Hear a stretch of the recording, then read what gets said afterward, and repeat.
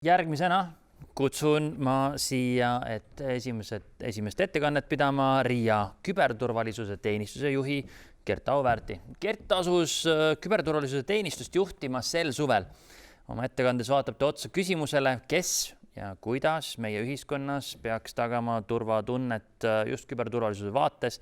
Tuletan meelde, et ettekannete ajal on võimalik esinejate, sealhulgas siis ka Gerti käes, küsida küsimusi Workshop platvormi kaudu. Selle jaoks tuleb minna workshop.com lehele ja sisestada märksõna digiriik 2021, kõik kokku kirjutatud. Ettekande lõpus valime siis nende küsimuste hulgast mõne välja ja esitame siis ka Gertile. Aga palun, Gert Auväärt. Ja tere hommikust ka minu poolt. Suur aitäh, väga meeldiv siin teie ees olla ja hea meelega siis keskenduks just tänase päeva eripärale ehk siis küberturvalisusele keskenduv infopäeva osa. Nagu eelnevatelt kõnelejatelt kuulsite nii härra ministrilt kui ka RIA peadirektorilt, siis elu tänapäeval on selline, et uued tehnoloogiad moodustavad selle lahutamatu osa.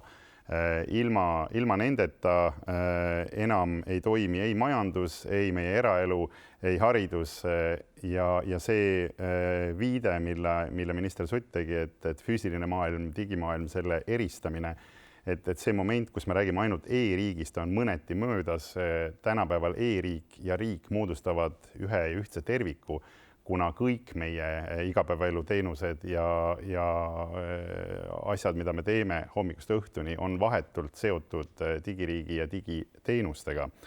Kõik see omakorda nõuab täiesti uuel tasemel keskendumist turvalisusele. Need lahendused, need tehnoloogiad, need ei saa olla ainult mugavusele suunatud ja käideldavusele, vaid ka nende andmete turvalisus ja nende süsteemide turvalisus on miski, millele me peame hommikust õhtuni söögi alla, söögi peale keskenduma ja selleks võtma kõiki vajalikke ja mõeldavaid meetmeid.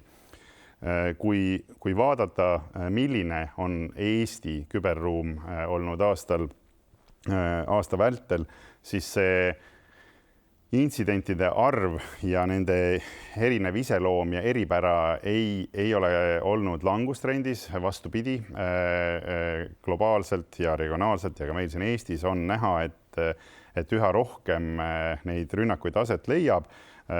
Detailsamaid statistikaid saate te mitmel eri moel. Alates septembrist on RIA CERT.ee näol siis iga päev välja saatmas ka uudiskirja, kus on päevane ülevaade, lisaks on nädala ülevaade, kvartaalne, kõik see on leitav RIA kodulehelt.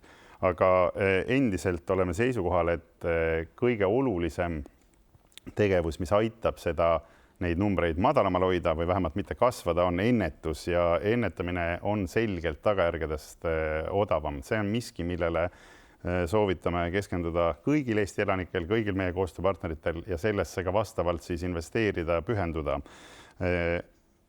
On näha, et küberturvalisuse ja küberhügieeni olulisust ja tähtsust mõistetakse täna üha enam. Sellest saadakse aru, et see on oluline asi. Nüüd on vaja siis ületada veel need uued tõkked, takistused ja viia see teadmine, et infoturbele varakult pühendades on võimalik ennetada oluliselt suuremat kahju ehk et investeerides mingi konkreetse summa sinna saab tegelikult päris praktikas mõõdetavalt ennetada hilisema palju suurema kulu. Positiivne on see, et hiljuti valminud Statistikaameti sügisene uuring toob esile, et inimeste tajumine ja adumine, et küberhügieen, küberturvalisus on miskid, millele tuleb keskenduda.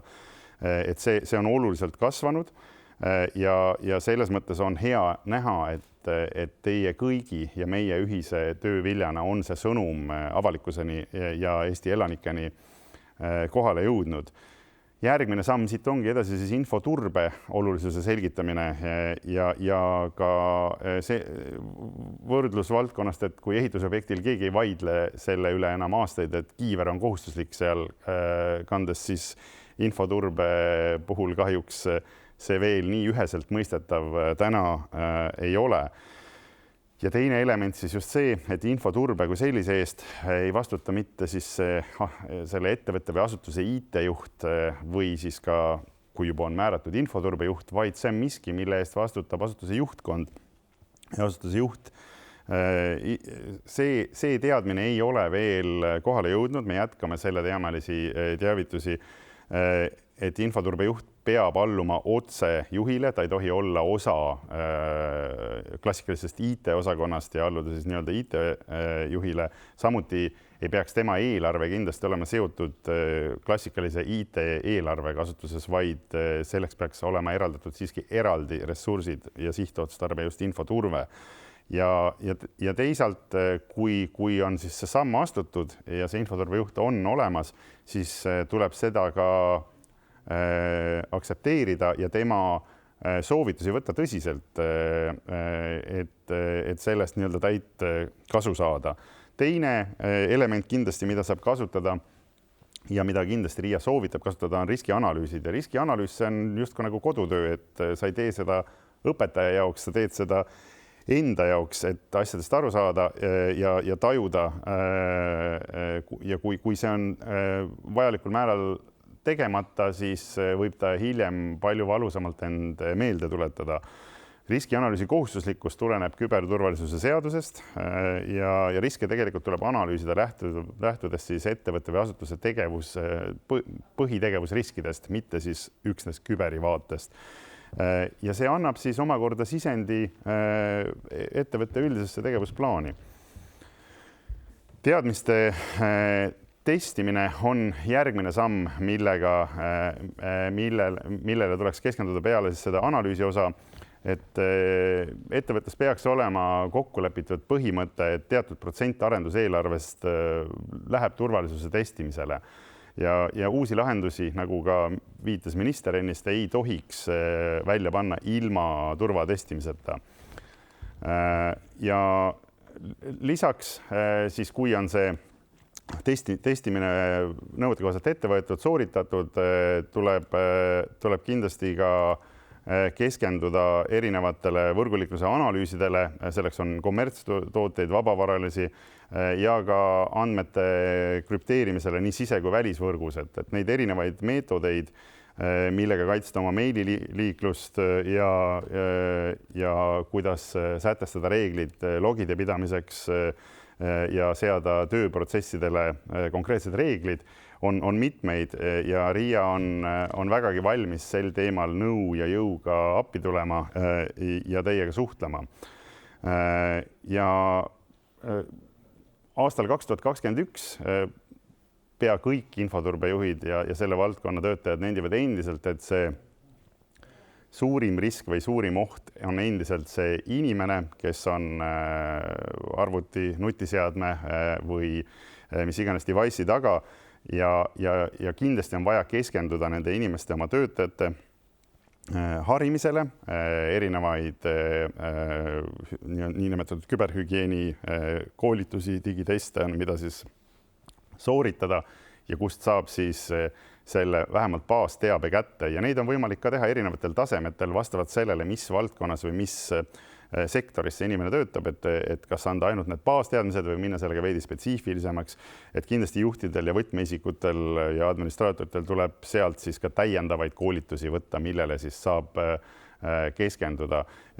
Ja nii RIA analüüsi- ja ennetusosakond kui kriitilise informatsiooni kaitseosakond aitavad teid selles valdkonnas ja vastavad hea meelega, et mis need erinevad meetodid on. Mis siis veel aitab, on infoturbe puhul on värske Eesti infoturbestandard EITS, mis on leitav siis RIA kodulehel. See on nii-öelda rätsep lahendus, mis siis annab erinevalt siis klassikalisest etalonturbestandardist ettevõtte tegevusriskidest tuleneva standardi ja sellised baasreeglid, et kui te neid jälgite, siis on teie ründamine oluliselt raskem.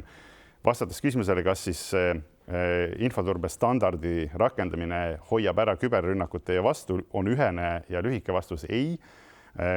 Kuid samal ajal, kui te neid reegleid järgite ja sellele vastavalt oma tegevusi planeerite, on see ründamine oluliselt keerulisem ning samuti on see taastumine sellest rünnakust märksa süsteemsem, läbimõeldum ja efektiivsem.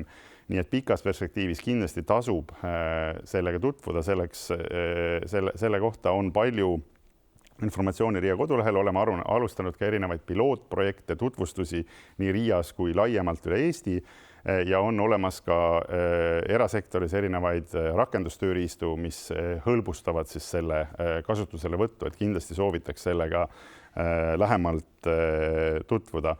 Ja laiemalt võib-olla võtakski kokku sellega, et ei pea alati nii-öelda üksi pusima nende mõneti keeruliste küberturvalisusküsimustega.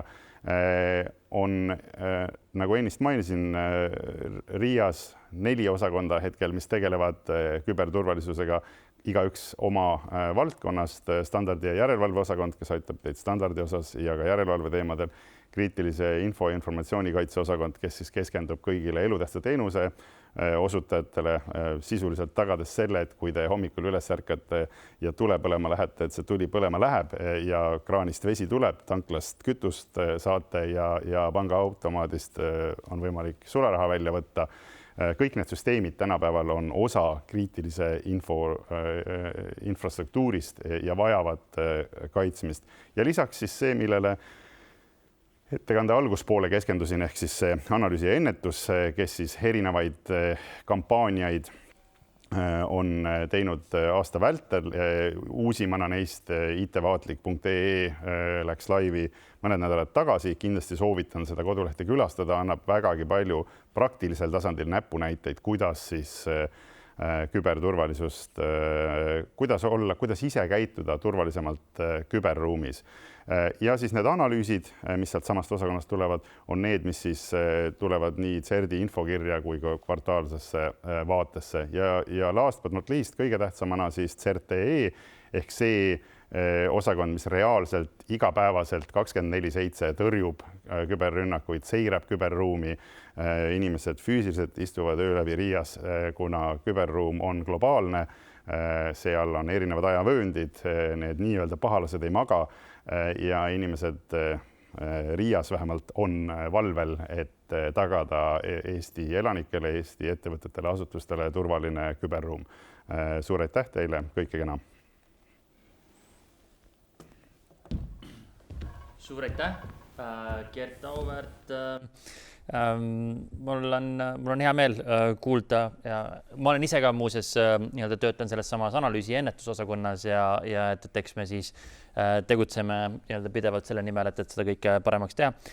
Meil on workshopi kaudu tulnud ka üks lihtsalt kommentaar, kiitus selle mõtte eest, et just nimelt infoturbejuht peaks olema juhi alluvuses, et tagada ressursid ja et teised on võib-olla meil, võib-olla Eesti riigist on mõned teised riigid selles valdkonnas juba ka ees. Aga mul on ka üks küsimus tegelikult, et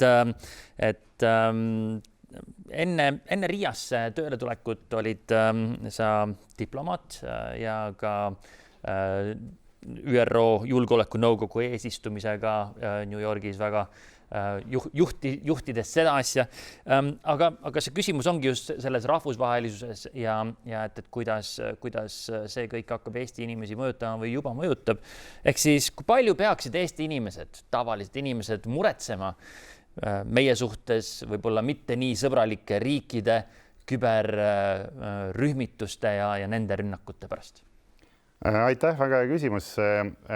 Ütleks seda, et esiteks see globaalse elemendina tooks sisse selle, et Eestit esindades New Yorgis ÜRO juures üks esimesi võtmesõnu, et kui sa mõtled näiteks riigile India, siis enam-vähem esimene asi, mis tuleb meelde, on kas jooga või budism ja sarnaselt on Eestiga seotud sõna digi ja küber ja seda kõigi maailma rahvaste hulgas, et see on tegelikult see aura või see selline nii-öelda kuulsus, mis sellega kaasas käib, on ühtepidi on see väga positiivne, teistpidi tähendab see seda, et seda rohkem me peame pingutama, et näidata, et me suudame seda kõike turvaliselt ja optimaalselt hallata ja tagada.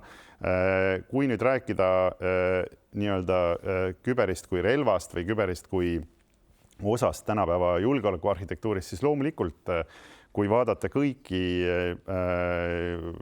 viimase dekaadi konflikte, siis enam konflikti kui sellist ilma küberelemendi või ilma hübriidelemendita ei eksisteeri. See on miski, mis on reaalsus, see on miski, mis on tavapärane, see on miski, millele me peame keskenduma ja seda enam peame me oma nii-öelda kodu korras hoidma ja tagama need asjad ära rahuajal, mida me vähegi saame teha, et olla valmis tagama ka vajadusel keerulistamates oludes, aga loodetavasti siiski saame seda rahuaega siin nii küber kui reaalelus pikalt veel nautida. Aitäh! Suur aitäh, Gert!